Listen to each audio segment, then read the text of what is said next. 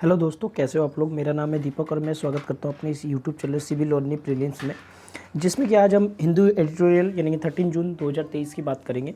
तो चलिए स्टार्ट करते हैं आज की हमारी इस वीडियो को।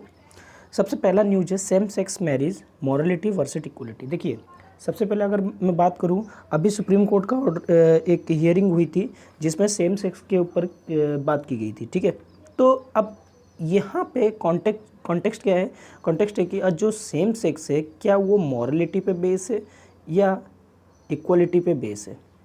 ठीक है, देखिए सबसे पहले अगर मैं बात करूँ मॉरलिटी की, ये आप GS4 एथिक्स से भी जोड़ सकते हैं। ठीक है, इम्पॉर्टेंट हो जाती है। देखिए, अगर बात की जाए, एक आपके फिलोसफर है माइकल सैंडल, उन्होंने कहीं ना कहीं इंडिया के जो मीडिया ग्रुप है उस हिस्से में भाग लिया।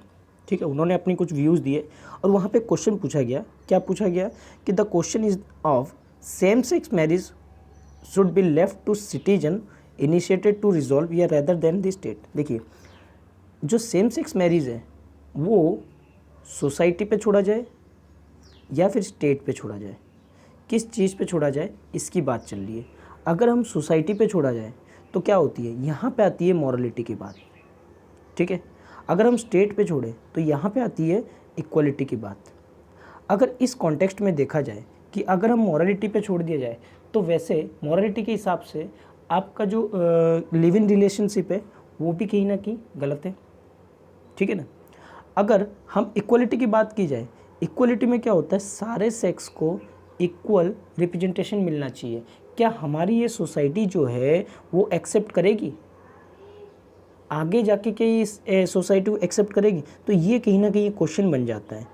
ठीक है, क्या राइट टू मैरी जो होना चाहिए वो न्यूट्रल कंडीशन में होना चाहिए? राइट टू मैरी अगर न्यूट्रल कंडीशन में होता है, अब मान लीजिए जैसे इंडिया जैसे एरिया में, इंडिया जैसे रीजन में, यहाँ पे इक्वलिटी अगर देंगे तो इक्वलिटी एक वैलिड पॉइंट है, लेकिन साथ ही साथ अगर मॉरलिटी की बात करें, क्या मॉरलिटी यहाँ पे और इक्वलिटी दोनों ही वैलिड हो सकती है? दोनों वैलिड होना कहीं ना कहीं थोड़ी सी प्रॉब्लमेटिक हो सकती है। तो इसके लिए क्या किया जाना चाहिए? इसके लिए सबसे पहले तो लोगों को क्या करना चाहिए, अवेयर करना चाहिए, एजुकेटेड करना चाहिए। ठीक है, और साथ ही अगर एक और चीज़ लेते हैं, अगर मान लीजिए कोर्ट है, कोर्ट ने अगर राइट टू मैरी को लोगों के हिसाब से नहीं लिया, इंटरप्रेट नहीं किया, तो कहीं ना कहीं यहाँ पे क्या प्रॉब्लम होगी, मॉरलिटी की प्रॉब्लम होगी। अगर कोर्ट ने कहीं ना कहीं अगर स्टेट के हिसाब से नहीं लिया तो कहीं ना कहीं इक्वलिटी की प्रॉब्लम होगी। तो कहीं ना कहीं कोर्ट भी यहाँ पे बीच में कहीं ना कहीं थोड़ी उलझन में है कि क्या किया जाए, इसको किस बेस पे सॉल्व किया जाए, मॉरलिटी के बेस पे सॉल्व किया जाए या इक्वलिटी के बेस पे सॉल्व किया जाए। अब देखिए कुछ टॉप चीज़ें दी हुई है इसमें, जैसे न्यूट्रलिटी का मतलब क्या है? न्यूट्रलिटी मतलब है court should be stop at ensure that people legal rights to protect just how to held that those in live in relationship entitled to legal protections irrespectively of society. अगर बात की जाए लिव इन रिलेशनशिप में, कहीं ना कहीं live in relationship society के लिए क्या है, अगर सोसाइटी की तरफ से बात की जाए तो कहीं ना कहीं मॉरल व्यूज़ को नहीं दिखाता है। ठीक है, मॉरल व्यूज़ को नहीं दिखाता है। तो कहीं ना कहीं, और अगर कोर्ट की बात की जाए, कोर्ट क्या कहता है, लिव इन रिलेशनशिप एक क्या है, एक अधिकार हो जाता है, इक्वालिटी की बात कर दी जाती है। ठीक है, लेकिन अगर यहीं सोसाइटी की बात करें तो कहीं ना कहीं मॉरल व्यूज़ को, मॉरल कॉन्सेप्ट को कहीं ना कहीं दिखाता है। ठीक है अब अगर इस पर पूरा ब्लैंकेट बैन लगा दिया जाए तो कहीं ना कहीं अगर स्टेट के हिसाब से देखा जाए, कॉन्स्टिट्यूशन के हिसाब से देखा जाए तो इक्वलिटी की कहीं ना कहीं वायलेशन होगी। अगर हम पूरी तरह से मॉरलिटी को, अगर इक्वलिटी को बैन कर दें तो कहीं ना कहीं हमारी क्या हो जाएगी, कॉन्स्टिट्यूशन की वैलिडिटी खत्म हो जाएगी। अगर पूरी मॉरलिटी को वैलिड की बंद कर दिया जाए, बैन कर दिया जाए, ब्लैंकेट बैन कर दिया जाए, तो कहीं ना कहीं यहाँ मॉरलिटी कहीं ना कहीं लोगों की क्या होगी, जाती हुई नज़र आएगी। ठीक है, तो दोनों कंडीशन में हम लोग क्या कर सकते हैं, एक न्यूट्रल स्टैंड रख सकते हैं। अब देखिए, एक और फिलोसफर थे मार्था नस्बम। ठीक है, इन्होंने इंटरवीन किया और इन्होंने कहा, so long as the state in the marrying business concern with equality requires offer marriage to same sex couple, but अब इनकी जो बातें हैं वो देखिए, it would be the lot better as matter of both political theory and public policy if the state withdrew from this marry business. क्या कहता है, ये बहुत ही अच्छा होगा कि अगर मैटर को पॉलिटिकल थ्योरी और पब्लिक पॉलिसी के हिसाब से देखा जाए। ठीक है, अगर स्टेट इससे विड्रॉल कर लिया जाता है, मेरी बिजनेस से विड्रॉल कर लिया जाता है। अब देखिए ये कहीं ना कहीं ज़रूरी है कि हमें दोनों पक्ष का ध्यान रखना पड़ेगा, सोसाइटी का भी और साथ ही साथ हमारी कॉन्स्टिट्यूशन का भी। अगर हम दोनों का ध्यान नहीं रखते, कहीं ना कहीं एक चीज़ को हम नुकसान पहुंचाते हैं, तो कहीं ना कहीं वो क्या होगा, आगे जाके हम लोग के लिए नुकसान पड़ेगा। जैसे कि आप ये देख सकते हैं लिव इन रिलेशन की कॉन्सेप्ट को, ठीक है। अब इक्वलिटी या प्राइवेसी, इस चीज़ पे भी बात चल रही है। अगर सेम सेक्स की मैरिज के कॉन्टेक्स्ट में देखें तो कोर्ट क्या कहता है, कोर्ट अप्रोच करता है, अगर हम डिसाइड करें favour of petitions only on the basis of equality और प्राइवेसी तो क्या होगा। तो सैंडल कहते हैं if social and economic rights are required as a matter of equal respect of a person, the question remain why this person have claim on my concern that other do not. क्यों हमारे ही concern को ही देखा जा रहा है, दूसरों को नहीं। देखिए कहीं ना कहीं अगर आप एक सेक्शन को गलत ठहराओगे तो कहीं ना कहीं दूसरा सेक्शन ऑटोमेटिकली क्या होगा, ऊपर उठेगा। तो कहीं ना कहीं इससे क्या होगी, दोनों सेक्शन में प्रॉब्लम होगी, ठीक है। अगर आप किसी के इक्वल ऑफ राइट्स को छीन रहे हो तो कहीं ना कहीं मॉरलिटी की वैल्यू को कहीं ना कहीं बढ़ा रहे हो। अगर मॉरलिटी की वैल्यू को गिरा रहे हो तो इक्वलिटी ऑफ राइट्स को बढ़ा रहे हो। कहीं ना कहीं हमें दोनों के ऊपर बैलेंस अप्रोच लेके चलना पड़ेगा, ठीक है। तो इससे क्या होगा, इससे हम लोग जो ये प्रॉब्लम हो रही है कहीं ना कहीं इसको क्या कर सकते हैं, हम मिटिगेट कर सकते हैं। लेकिन देखिए कोई भी चीज़ दी एकदम से हमारी समाज में नहीं आ सकता। अगर इंडिया जैसी सोसाइटी की बात करें, इंडिया जैसी सोसाइटी में नहीं आ सकता। लेकिन अगर बाहर की बात करें, बाहर में ये कंडीशन हो चलती आ रही है। अगर मैं बात करूँ आयरलैंड जैसे कंट्री की, ठीक है, और जैसे अलग अलग फिनलैंड की कंट्री की, तो इनमें ये चल सकती है। लेकिन यहाँ के ऊपर यहाँ पे क्या करनी पड़ती है, यहाँ पे दोनों चीज़ों का पूरी तरह से ध्यान रखना पड़ता है, यानी कॉन्स्टिट्यूशन का भी और मॉरलिटी का भी। एक चीज़ और बात बताई गई है, एक capture by the Kolkata high court in 1901, क्या बात की गई, it is the union of flesh with flesh and bone with bone, the union is sacred ties scared ties substantial even after death. देखिए ये एक अच्छी चीज़ें बताई गई है कि भैया देखो लोग जो हैं जुड़े हुए हैं एक दूसरे से, और लोगों का जुड़े रहना कहीं ना कहीं उनकी वैल्यूज़ को दिखाता है, उनकी मॉरलिटी को दिखाता है। अगर हम उनकी मॉरलिटी कहीं ना कहीं छीनेंगे तो कहीं ना कहीं इक्वलिटी को प्रोवाइड कर रहे हैं। मॉरलिटी छीनने का मतलब क्या है, इक्वलिटी प्रोवाइड कर रहे हैं। तो कहीं ना कहीं इससे क्या होगा, लोगों के बीच में बहुत ज़्यादा रिसेंटमेंट होगी और ये लंबे समय तक चलते रहेंगे, ये आगे तक भी ऐसे ही चलते रहेंगे, ठीक है। तो क्या देखिए और क्या बात की गई, there is no social rumbling when homosexual was decriminalise, it reflect the society share values can same to be said about homosexually marriage have we like some western society accept romantic loves and companion and nothing else to be see to be the basic marriage. देखिए अगर हम बाहर की western society की बात करें, उन्होंने क्या किया रखा है, इसको रोमांटिक लव्स के हिसाब से एक्सेप्ट कर रखा है, या कंपेनियन के हिसाब से कंपेनियनशिप्स के हिसाब से इसको एक्सेप्ट कर रखा है। लेकिन इंडिया में इस तरह की सोसाइटी को हम लोग डेवलप नहीं कर सकते, और डेवलप अगर करेंगे भी थोड़ा हमें इसके लिए टाइम चाहिए, क्योंकि हम एकदम से किसी चीज़ को थोप दें लोगों के ऊपर तो ये कहीं ना कहीं प्रॉब्लमेटिक क्रिएट कर सकता है, ठीक है। तो ये थे इसकी एनालिसिस। चलिए आगे बढ़ते हैं, अगला न्यूज़ है, the refusal Boris Johnson go quietly can damage the Tories. देखिए सबसे पहले क्या हुआ, अगर 4 साल पहले की बात करें तो बोरिस जॉनसन ने इलेक्शन को जीता था, ठीक है। टॉरीज ने for the Tories with an 80 seats majority, their biggest victory जब 1987 से बड़ी जीत हुई थी। लेकिन उसके बाद आपको पता है स्कैंडल हुआ था, ठीक है। कौन सा स्कैंडल, डाउनिंग स्ट्रीट का, जिसमें कि इन्होंने क्या किया था, लॉकडाउन के टाइम पे पार्टी कुछ अरेंजमेंट किया था। तो इस वजह से क्या हुआ था, इनकी सरकार के ऊपर एलिगेशन लगे थे और इन्होंने क्या किया, उसके बाद इन्होंने रिज़ाइन भी दे दिया। अब प्रॉब्लम क्या है, प्रॉब्लम ये है कि ये जो प्रॉब्लम छोड़ के गए, कहीं ना कहीं वो आज के प्राइम मिनिस्टर जो है जैसे ऋषि सुनक है, वो कहीं ना कहीं उस चीज़ को देख रहे हैं, झेल रहे, ठीक है। अगर हम बात की जाए, ये रिपोर्ट जो है वो सुई ग्रे एक सीनियर सिविल सर्वेंट थे, उन्होंने डिटेल दिए थे सोशल इवेंट्स की, ठीक है, लॉकडाउन के टाइम पे। और उसके बाद धीरे धीरे क्या हुआ, इनके ऊपर एलिगेशन लगते गए और जिसके कारण से इनको क्या करना पड़ा, रिजाइन देना पड़ा। लेकिन अगर बात की जाए इनके कैरियर कहीं ना कहीं इनकी बहुत बेटर रहा। क्यों, क्योंकि अगर बात की जाए ब्रेग्जिट की, इन्होंने ब्रेग्जिट किए और इकोनॉमी कहीं ना कहीं ठीक ठाक थी इनके टाइम पे।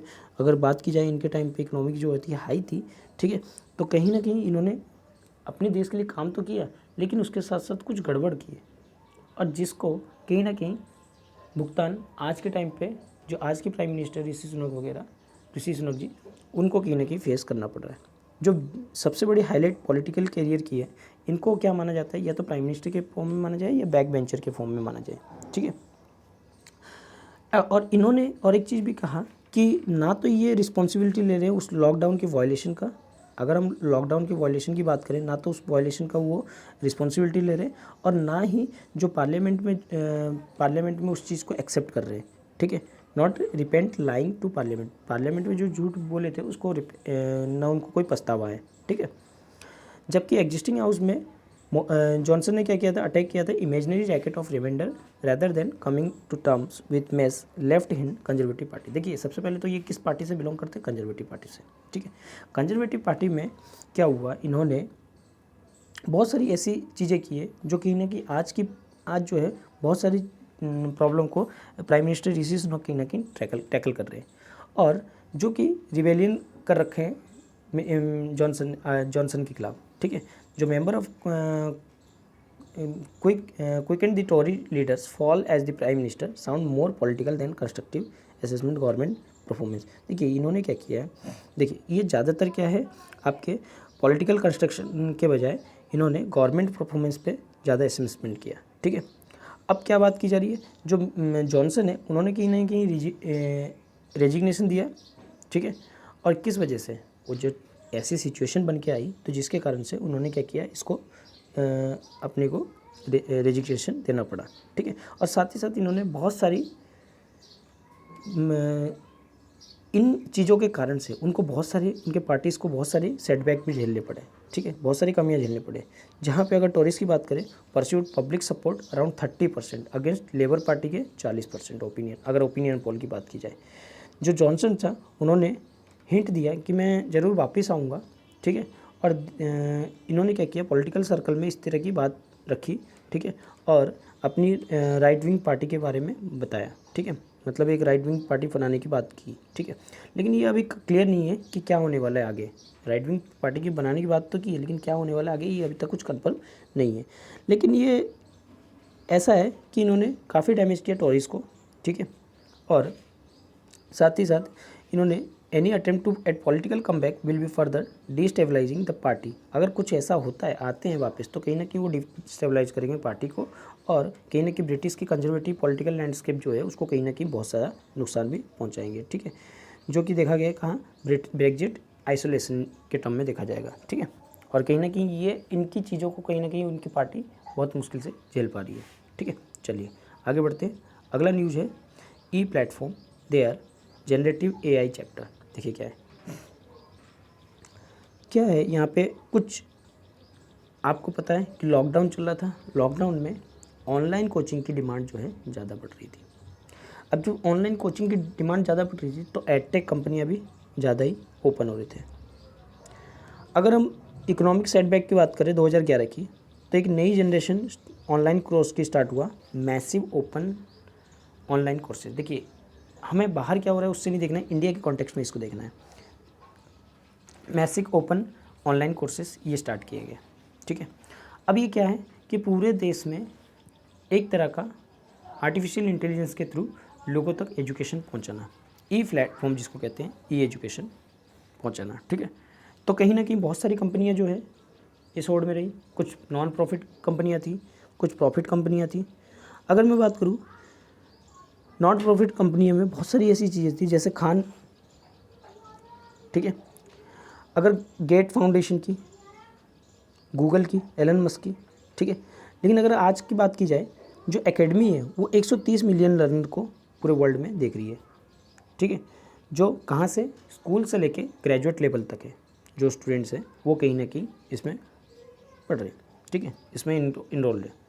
अगर मैं बात करूँ और भी कुछ ऐसे लोग हैं जिन्होंने इस चीज़ को और बेटर बनाया, जैसे Peter Norvig, Sebastian Thrun, Jennifer Widom and Andrew Ng. तो इन्होंने कहीं ना कहीं बहुत सारे कोर्सेज़ को क्या किया है, लॉन्च किया है, ठीक है। और कहीं ना कहीं इन्होंने पायलट कोर्सेज़ को भी इंक्लूड किया है, ठीक है, by large turn out of the learner for this pilot courses. लेकिन बहुत सारे लोगों को इसमें जोड़ा है पायलट कोर्सेज में। अब बात करें थुरन की, थुरन ने लॉन्च किया है क्या, ओडासिटी। 2011 में, एक प्रॉफिट कंपनीज़ है, ठीक है। बाद में एंड्रयू एंजिन है, दाफने कॉलर, उसके बाद अगर वेंचर इसकी बात करें तो क्या क्या है, कर्सेरा, ठीक है, जो कि एक प्रॉफिट कंपनी है। अगर उसके बाद की बात की जाए तो MIT और हार्वर्ड यूनिवर्सिटी ने कहीं ना कहीं एडेक्स को बनाया, स्थापना की, ठीक है, और एक नॉन प्रॉफिट मॉक कंपनी थी, ठीक है। और इसके साथ साथ कहीं ना कहीं हमें एक होड़ सी दिख गई कि एड कंपनी कहीं ना कहीं इंक्रीज होती जा रही है, ठीक है। बाद में इस एडेक्स थी जो कि आपकी हार्वर्ड यूनिवर्सिटी की थी, हार्वर्ड यूनिवर्सिटी या MIT की थी, उसको कहीं ना कहीं 2U ने उसको एक्वायर कर लिया, ठीक है। फिर एडटेक कंपनी है, उसको कहीं ना कहीं एक्वायर कर लिया नवंबर 2021 को, ठीक है। लेकिन अगर बात की जाए इससे बेनिफिट क्या है, देखिए इससे सबसे पहले तो अगर ये स्टेट लेवल पे हो, अगर ये कंट्री लेवल पे हो या स्टेट लेवल पे हो, कहीं ना कहीं अगर इसकी जिम्मेदारी स्टेट ले तो कहीं ना कहीं बेटर सॉल्यूशन अगर वो गवर्नमेंट चाहे प्रोवाइड करा सकती है। लेकिन अगर हम प्राइवेट हाथों में दिया जाए, सबसे पहले तो नॉन प्रॉफिट का, प्रॉफिट के लिए कमा रहे हैं या नॉन प्रॉफिट के लिए। अगर नॉन प्रॉफिट के लिए जा रहे हैं तो वेल एंड गुड, अगर मान लीजिए प्रॉफिट के लिए जा रहे हैं तो कहीं ना कहीं लोगों का भरोसा जो है थोड़ा सा कम हो जाता है। और अगर कंपनियां बहुत सारी रहेगी तो लोगों के पास चॉइस रहेगा। लेकिन अगर कंपनियां ऐसे ऐसे ऑफ़र दे जिससे कि लोग कन्फ्यूजन है, तो कहीं ना कहीं वो चीज़ क्या है, प्रॉब्लमेटिक है, ठीक है। अगर हम बात करें 2021 में तो लगभग 35 मॉक लर्निंग मैनेजमेंट सिस्टम थी, कहाँ पे, नॉर्थ अमेरिका, एशिया और यूरोप में। लार्ज LMS जो थी वो कहाँ पे थी, आपकी लर्निंग मैनेजमेंट सिस्टम कहाँ पे थी, आपकी डेवलपिंग वर्ल्ड, इंडिया, स्टडी वेव, एक्टिव लर्निंग, यंग एक्सपीरियंस मैरिम, जो हम लोग क्या कहते हैं, बात करते हैं स्वायम की, उसका फुल फॉर्म क्या है, स्टडी वेव of active learning for young aspiring mind, ठीक है। इसको लॉन्च किया था 2017 में, ठीक है। और इसको किसके द्वारा लॉन्च किया गया, ministry of education, government of India के द्वारा। देखिए सबसे पहले तो ये इनके खुद के पॉइंट्स हैं, ठीक है ना। अगर हम बात की जाए, ये एक लार्जेस्ट सबसे बड़ी लर्निंग ई पोर्टल है, ठीक है। और ये कहीं ना कहीं इंडिया को बहुत ज़्यादा बेनिफिशियल प्रोवाइड करता है, ठीक है।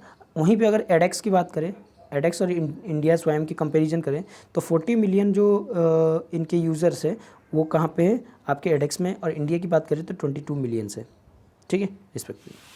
अगर हम बात करें हमें AI की ज़रूरत क्यों है, वाई जनरेटिव AI, देखिए सबसे पहले तो हाई नंबर ऑफ़ एनरोलमेंट, ठीक है। एनरोलमेंट को हमें क्या करना है, सबसे पहले बढ़ाना है। और इस चीज़ को बढ़ाने के लिए हमें कहीं ना कहीं AI की ज़रूरत पड़ती है, आर्टिफिशियल इंटेलिजेंस की कहीं ना कहीं बहुत ज़्यादा ज़रूरत पड़ती है, ठीक है। अगर हम स्कूल की बात करें तो स्टूडेंट कहीं ना कहीं स्कूल तक जाके कभी कभी अपनी लर्निंग को ड्रॉप आउट कर देते हैं। लेकिन अगर हमने इस तरह की एजुकेशन प्रोवाइड किए तो कहीं ना कहीं स्टूडेंट जॉब के साथ साथ क्या कर सकता है, एजुकेशन को भी कैरी कर सकता है, जिसके कारण से वो अपनी एजुकेशन को और बेटर बना सकता है और अपने अंदर स्किल को डेवलप कर सकता है, ठीक है। तो इसलिए ये कहीं ना कहीं AI हमारे लिए बहुत ज़्यादा ज़रूरी है। लेकिन अगर इसका इस्तेमाल अगर गवर्नमेंट अगर प्रॉफिट बेस पे करे या फिर प्राइवेट कंपनी पूरी तरह से प्रॉफिट बेस पे करे तो कहीं ना कहीं ये प्रॉब्लमेटिक क्रिएट हो जाती है और कहीं ना कहीं ये इसके पोटेंशियल को कहीं ना कहीं कम कर देती है, ठीक है। अगर हम बात करें ये तो कुछ फैक्टर थे इनके। अगर हम बात करें इंडिया में अगर स्वयं की बात करें, स्वयं कहीं ना कहीं अप्रोच है किससे, AI से, आर्टिफिशियल इंटेलिजेंस से। लेकिन जो प्लेटफॉर्म है वो टाइम टू टाइम कहीं ना कहीं इंटरेस्टिंग बनता जा रहा है। क्यों, कहीं ना कहीं ये लोगों को कहीं ना कहीं आपस में जोड़ते जा रहा है। और साथ ही साथ ये कहा जा रहा है कि ये ड्रास्टिकली बढ़ेगा 2025 तक, क्योंकि इसके कम्युनिटी स्वयं के यूजर्स जो है 2015 तक इंडिया में एक्टिव इंटरनेट यूजर कितने होंगे, 900 मिलियन, जो कि इसको बहुत बेटर बनाएंगे, ठीक है। जिसके कारण से ये AI बेस्ड लर्निंग को और टीचिंग सर्विस को कहीं ना कहीं बहुत बेटर बनाएगा और कहीं ना कहीं इसको कनेक्ट करके रखेगा भी, ठीक है। अगर हम यूनाइटेड स्टेट यूरोपियन प्लेटफॉर्म की बात करें, स्वयं जो है पब्लिक फंडेड है और ये नेशनल एजुकेशन पॉलिसी से जुड़ा हुआ है, ठीक है। और कहीं ना कहीं क्रॉस डिसिप्लिन लर्निंग प्रोवाइड कराता है, ठीक है। अगर हम आगे आने वाली बात करें तो क्या होगा, ये जो स्वयं कोर्सेस है वो क्या है, एक डायरेक्शन देती है क्रॉस डिसिप्लिनरी कोर्सेज को, जो कि यूटिलाइजेशन करते हैं अंडर कंस्ट्रक्टेड डाटा को, ठीक है। और कहीं ना कहीं हमारे लिए स्वयं ये बेटर एजुकेशन प्रोवाइड करता है।